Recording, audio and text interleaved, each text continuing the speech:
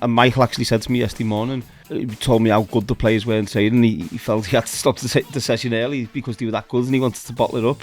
I think Arteta's brilliant. I've praised him a lot. But I think he panicked after Man United went 2-1 up. Well, so you were just going around chatting to people in your pyjamas? Yeah, it's a full-on 10-minute conversation with Jason Wilcox in my pyjamas. Well. Second week in a row, we're going to have quite an upbeat podcast. Wayne, what a win for Manchester United again. Yeah, it was never in doubt, was it? Hold on, do you remember when you said that Carrick or whoever took the job shouldn't take it until after Arsenal and City? Yeah, but that was just a bit of mind games, I think. But no, listen, I think the change in Manchester United over a 2-game period is incredible. So Michael and his coach staff deserve a lot of praise for that. I think just putting an attitude into the players and a focus into the players and a togetherness into them, which, if we're honest, we didn't see under Ruben Amorim. So, and a belief. I think Manchester United went there today believing they could win the game. And I know they didn't create a whole lot of chances, but you always felt that they had a good control of the game. And especially, I thought Arsenal started well. And then when Man United went a goal down, I thought the reaction to that was great. And then, in the end, I felt Man United deserved to win. So, no, delight, absolutely buzzing. It's amazing, isn't it? Do you know what? It's what you were saying there about the belief. You could just sense this happiness amongst the players as well. They just look a lot happier the way they are on the pitch with each other. And that confidence for people like Dorgu and Cunha to actually try and hit the ball from outside the box and try and go for it, where I think before they would have been thinking twice and 3 times about it. Like someone like Dorgu, especially when Amorim was saying anytime he gets the ball, there's a sense of anxiety. There didn't seem to be any anxiety when he was hitting that today. Do you know what I think there is? There's a calmness about the place, and I was watching. I think everyone seen me at the under-18 game on Friday night. I was watching the under-16s on Saturday morning. And they were all there again. Michael Carrick was there, Steve Holland, Jason Wilcox, all the coaches were there. So, and something which you've heard me talking about a lot, which that connection with the academy. But what I seen them, not just from Michael, but the other coaches, Johnny Evans as well, is a real calmness and a belief. And Michael actually said to me yesterday morning, he told me how good the players were in training. He felt he had to stop the session early because they were that good and he wanted to bottle it up. And that's proven today. So, no, it was an absolute incredible performance. And, you know, is that the first game Arsenal have lost all season at home? It's yes. such a great win. You may have heard a voice there saying yes begrudgingly. We've got the Manchester United viewpoint from Wayne and Kae, but we are also joined by Arsenal fan and content creator James Clark. And James, thank you for coming on. Thank you for coming on to talk about a game that you probably want to park and pretend it never happened. You've heard what those guys think. From an Arsenal point of view, what happened? Yeah, I think it's really interesting because you talk on the Man United side about this like level of excitement and calmness. Arsenal is completely the opposite. There's such an anxiety around us at the moment. And I think that's because kind of the closer it gets and the more pressure that's being put on it, all these actions, we're rushing actions every time we're getting in front of goal. We're snatching at it. Whereas United are kind of getting these chances and playing with excitement and they're wanting to take these chances, whereas we're almost desperate to take these chances. And I think you can see that in our actions. And then you can also see it in the stadium. There was such an anxiety around the stadium. And roll back to 22-23, Arteta's first title challenge. You saw that excitement back in the day. Now, because there is that weight of expectation, I think we're seeing it more and more. And this is why we're probably not turning around games the way we used to. I think there was a panic today. I think Arteta's brilliant. I've praised him a lot. But I think he panicked after Man United went 2-1 up, and to make the 4 changes at once, going back to what you were saying then, is I think he's panicked and rushed them changes, and rather than letting Arsenal try and get back into the game with the players they had on the pitch, I think he panicked with the 4 changes, and it didn't really pay off. I feel so. Yeah, I think you can see that, and the closer it gets to the end of the season, it's going to be a real challenge. Arsenal, in my opinion, are still favourites to win the league, but I don't think they're going to have it all their own way. I've never seen him make 4 changes in a game. What do you think happened? Has he ever done that? I've never seen it. Yeah, I don't know. It was because as Wayne says, it did kind of transmit that nervous energy that even though it was in the 55th minute, that we're desperate to win this already. I think it is also just reflective. We do have some very good players on the bench, and we needed to change things up. But yeah, it didn't work out. It nearly worked out. We were 2-2 at one point. Things were looking positive, and then you score a second unbelievable goal by Cunha. But you lot can't score from open play as well. That's a massive issue for Arsenal, I think, at the moment, because you're great from set pieces, and anytime you lot got a corner, I was sort of like watching like behind my hands and stuff. But when it's from open play, you don't get scared when you're playing Arsenal. It does worry me, and I often try and work my way around it and say it's because of this. But yeah, it is a huge problem. We cannot score from open play, and obviously it doesn't help that teams play so compact against us, but you've got to find solutions. And in the Champions League, we have no problem scoring from open play, but in the Premier League, we just can't do it. And especially in games like today, United knew exactly what to do. Keep the centre compact and we'll just cross, and we're crossing to no one. Maguire's in the middle just heading everything out. So we seem to have lost this plan B that sometimes we used to have. I think that's any team who's top of the Premier League or trying to win the league. You know, we used to have it at Man United, teams will sit back on you all the time and make it difficult for you. And then that's why, and your star players really, they're the players who need to find space and find these pockets of space and know how to play in them tight areas, which I think Arsenal have struggled a little bit this season with it, but eventually the pressure pays off and yeah, they have scored off set pieces, but that's still part of the game. It's a big part of the game, and it always has been set pieces. So I don't think that's an issue for them. I think the main thing for Arsenal now is not to panic, because I think that's 2 points from the last 9. No, if you would have given Arsenal a 4-point lead at this stage of the season, then I'm sure they would have taken it. But the slight concern is just the last few weeks, only picking up them 2 points and so I'm sure Arteta will want to try and get the next win on the table as quick as possible. And there's no easy games in this league. We have Leeds away next. I really don't think that's going to be a walk in the park.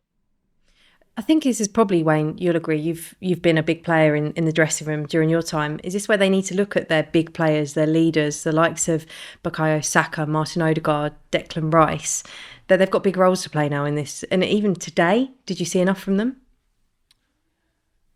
I thought Saka started the game well. Yeah, I thought Arsenal actually started the game well, and but I just go back to who was in that team. How many have won the Premier League? Is it just Jesus? So the experience of winning the Premier League and getting over the line is huge. And I think we've seen a couple of things recently of where you think, oh, you know, the panic a little bit. I think it was Declan Rice with his coach. There was one where I think Declan Rice again was coming off the pitch of Forest and was saying things. And so I think we're seeing small little signs of Arsenal getting a bit agitated and a bit anxious and panicking. And when you haven't got that experience of getting over the line, that's why it's so important to have players who know how to do that. And once Arsenal do that once, I think they're capable of going on a run of winning 2 or 3 Premier Leagues in a row. But the first one is always the most difficult. Yeah, it does feel like that, doesn't it? Where do Arsenal go from here, James? You just said about Leeds. You are still 4 points clear. There needs to be an semblance of realism. And we saw Manchester United be so impressive against Manchester City last week as well. So you were playing a team kind of on the up. Yeah, I think we've just got to, as we've said, put that result behind us and kind of look at the situation from a whole. We're still top of the Champions League group. We've got a game midweek that is essentially meaningless. We've got to win against Kairat, but we will be playing our second team there. So we've got a full week's worth of rest. And yeah, we're 4 points top of the league. So keep doing our thing. Don't get sucked in by the media storm as well, because inevitably there's going to be so much noise around that performance. Are Arsenal bottling it again? Keep doing our thing and know that the performance levels have been there for 90% of the season. So just do our thing. I'd be tempted to go strong in the Champions League.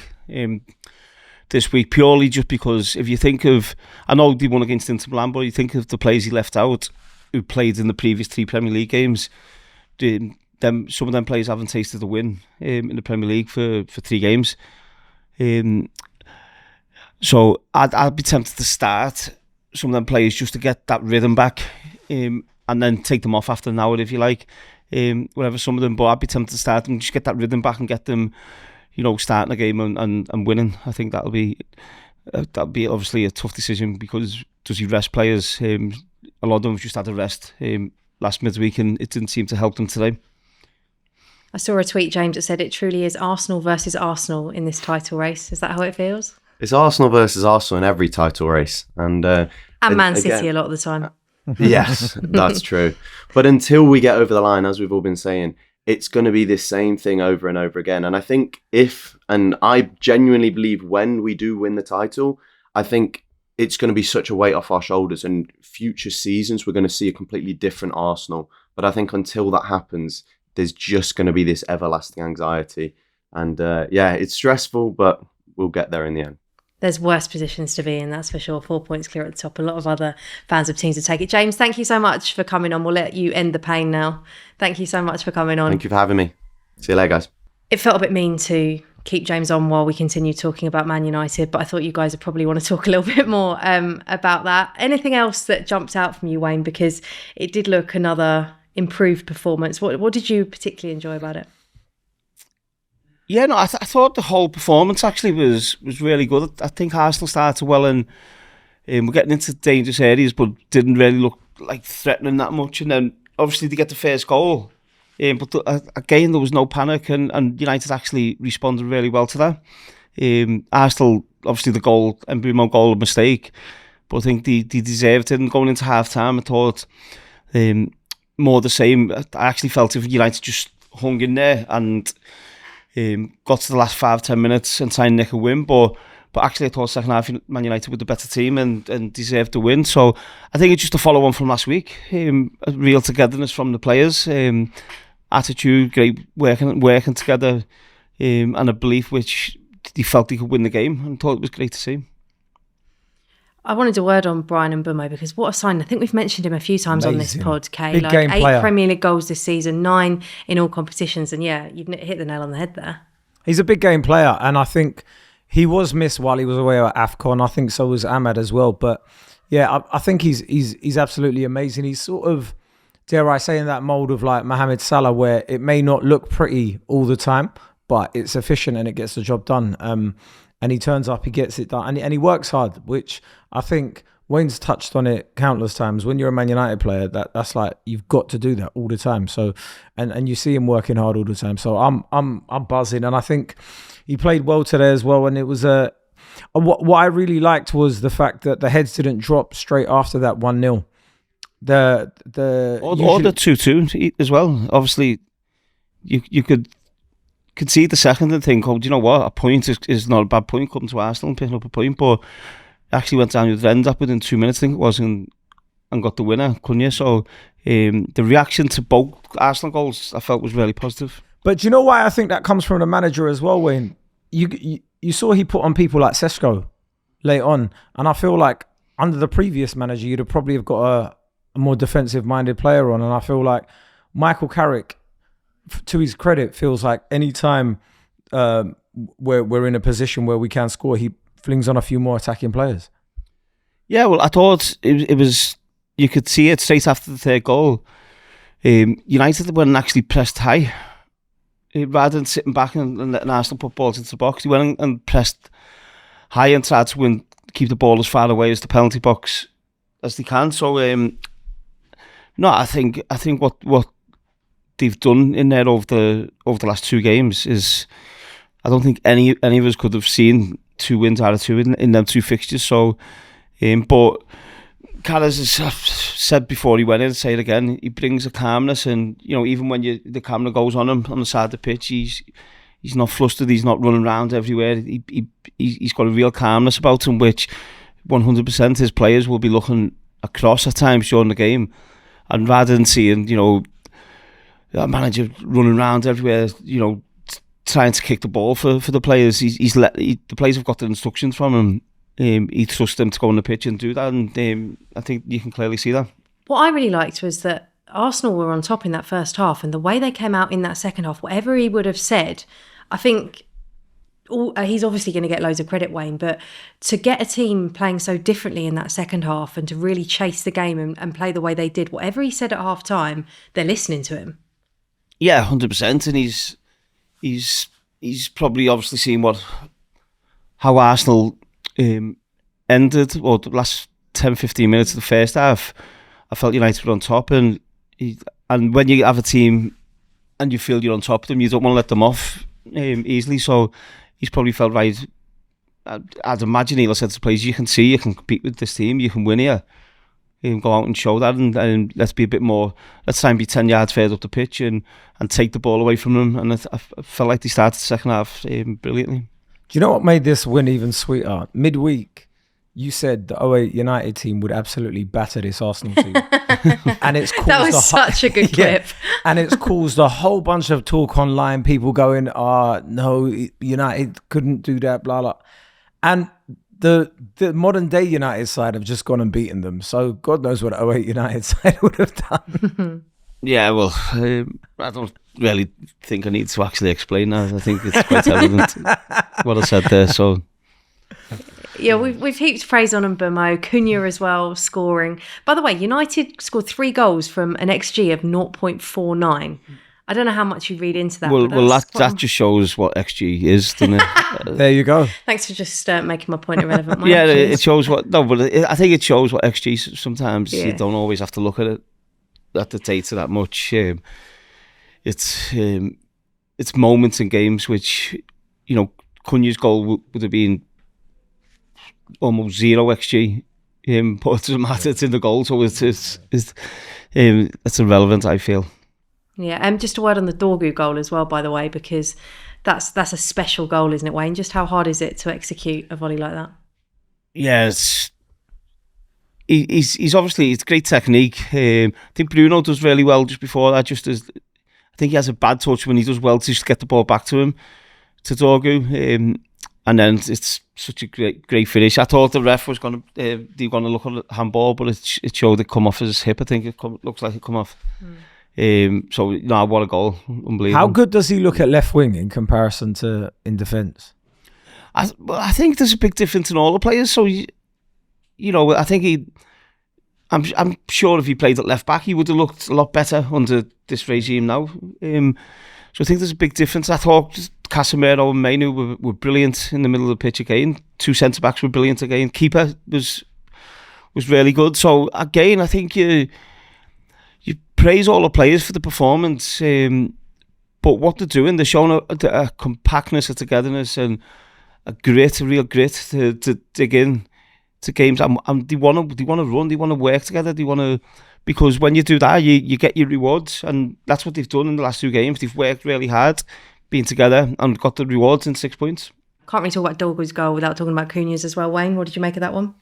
Yeah, it was great finish here, and again, just before that, Bruno just taking an extra touch. I think he had 2 or 3 touches, real calm to get, and got the ball to Cunha, and then it's a clever finish. He used the defender to curl it round the defender and gave David Raya no chance. But where I've been really impressed with Cunha over the last 2 games is, of course, he'll be disappointed to be on the bench in the 2 games, but he's come on and made a difference in both games, and he got the assist for Dorgu in the City game, and then a great goal today. So he's come on and showed a great attitude in terms of not starting the game, but to come on and try and help the team, and he's done that in the best possible way today. Wayne, have you sent Michael a text or anything since full time?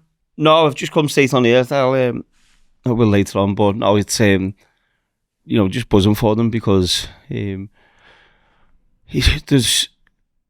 know how Michael works, and I knew what he could have done with this team going in. I was quite vocal of that before he went in. But actually, just I've heard quite a few people saying, "Oh, he shouldn't go for him. He shouldn't go in." I know it's only 2 games, and but no, just really pleased for him with the start he's made, and his coach as well, because his coach has been criticised as well. So to show that they can compete with the best teams in the league, which he has done over the last 2 games. Now, the main thing is, can you be consistent with that from now to the end of the season?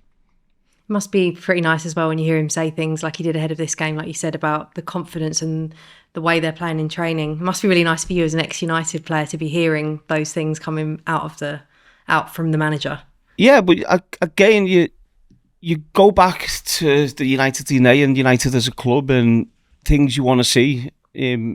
Obviously, I was there for 13 years, so things you want to see with that football club, which haven't been there for a long time. And I thought it was absolutely brilliant. And the other day, watching Kaif to under 18s, and you've got Dan Fletcher, the manager of the under 18s. You've got there in the stands. You've got the manager, the assistant manager. You've got Johnny Evans. You've got all the coaching staff all there watching the under 18s play. And then again on the Saturday morning, they're all there watching the under 16s play after the training session. And these are all things which used to happen in the past, and it makes a big difference. So for me, it's just feel like Man United have took a step into getting the club back a little bit closer to where they used to be when the club was successful. Okay, moving on, though I'm sure you'd both like to talk about that forever for the rest of the podcast.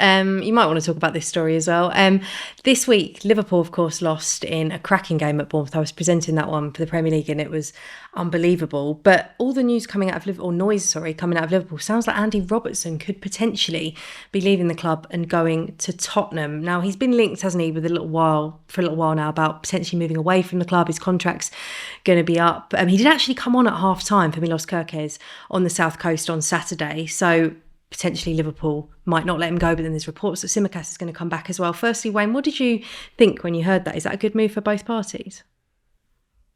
I think if it would have happened in the summer, I think you would have said, yeah, that's a good move for Robertson, good move for Liverpool, obviously, with them bringing Kerkez in. But I think the way Kerkez has been this season, I don't think if I was Liverpool manager or part of the Liverpool board that I'd be letting Andy Robertson go right now, because they're fighting to try and get in the Champions League.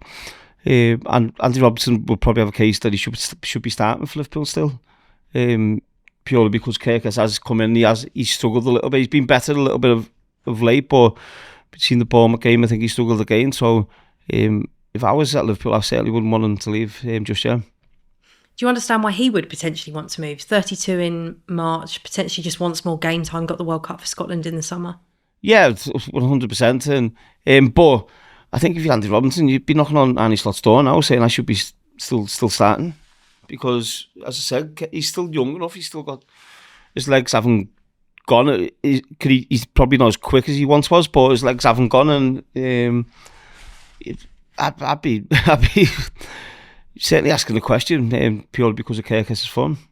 It's something that every player goes through, Wayne, in terms of when you've been such a big player in a team and then maybe your minutes start to get reduced, or you realise you're maybe not going to start every week. You went through that probably in 2017, was it, when your United career was kind of winding down? What's that like when you kind of realise that things are changing? Yeah, it's football. It happens. You get a bit older and you maybe not want the player you once was, but you still feel you can contribute. So you have a decision to make. You just stay at the club and just get, be a bit part player, or just try and move on to another club in where you feel you're going to start and play it every week. So you have to make a decision. You have to be focused on and clear. And I think the quicker you can accept it yourself, okay, we've got a younger player coming in and who's a bit fresher. He's got his career ahead of him. Maybe it's the right time for you to move on. The quicker you can accept it, then I think the easier it is to make that decision. How hard is that though? That must be so hard. I didn't think it was that hard. I always feel you'd have to be honest with yourself, and if you're hanging on thinking you can be better and you're not, then you can potentially affect your team and your team winning trophies as well. So I think you've got to be realistic with yourself and honest with yourself, and if you do that, then it's actually, if you can see it, then you understand why others can. As for Liverpool overall, I know you guys won't have shed any tears watching them concede in the last minute with the last kick of the game at Bournemouth, but it does mean that they haven't won in the league in 2026. And it felt like after the Champions League in midweek, Wayne, that there was an opportunity to build on that, to build some momentum, but they're just struggling to do that at the moment, aren't they? Yeah, they are. Be careful what I say on Liverpool because everyone comes for me when I'm... Go on, Kay, you can answer it if you want. You were right about Van Dijk. Let's just say that. I just think the goals Liverpool conceded were terrible. And, I think Virgil should have cleared it. Then he doesn't stop the ball getting cut back. Then the full-backs are all over the place when it does get cut back. And then the last goal defending the set piece and, no one putting the body on the line. I think the goals they conceded are very bad goals from Liverpool's point of view. And, that's what was it, 13 games unbeaten he was, but it wasn't, it wasn't a great run. There was a lot of draws in there. I think, and I think there will be questions at the end of the season on Arne Slot if they don't make Champions League, and Liverpool again will certainly, I'm sure, sit down and look at them.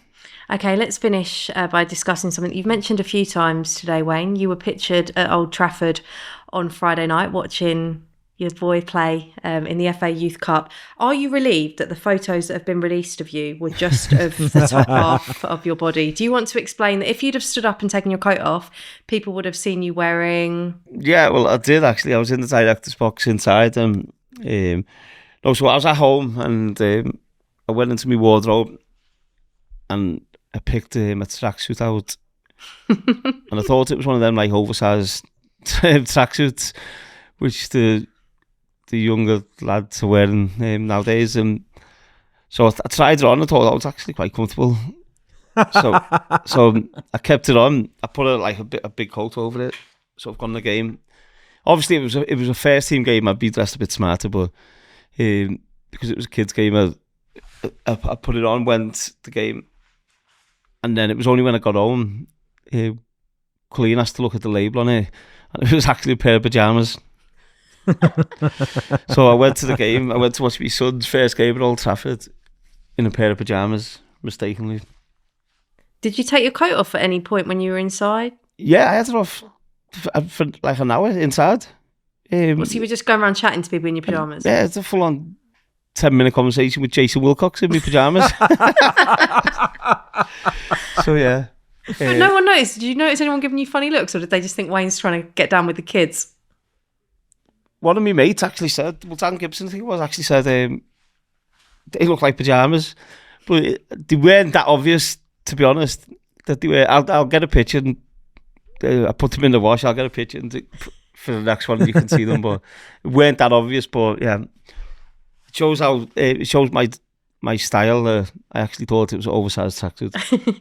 It made me laugh when the picture that was taken that's done the rounds. I'm sure everyone listening to this would have seen it, and Colleen's in it as well. And it made me laugh because you all look quite serious. And I said, Colleen's got the face of a woman that thinks, "What the hell is my husband wearing?" No, I think she noticed it, but she wouldn't say. She didn't, because we were in different cars. She picked the kids up and went for food before the game, so I met them at the game. So it was only when we got home she said, "Let me see the label on them," and it actually was a pair of pajamas someone must have got me for Christmas. Probably pajamas that they never expected to be worn in the director's box at Old Trafford. On a serious note, though, I imagine it was an incredibly proud night for your whole family. Yeah, no, obviously Kai got moved up and put in the 18 squad for the Youth Cup, and it was great to see him come on.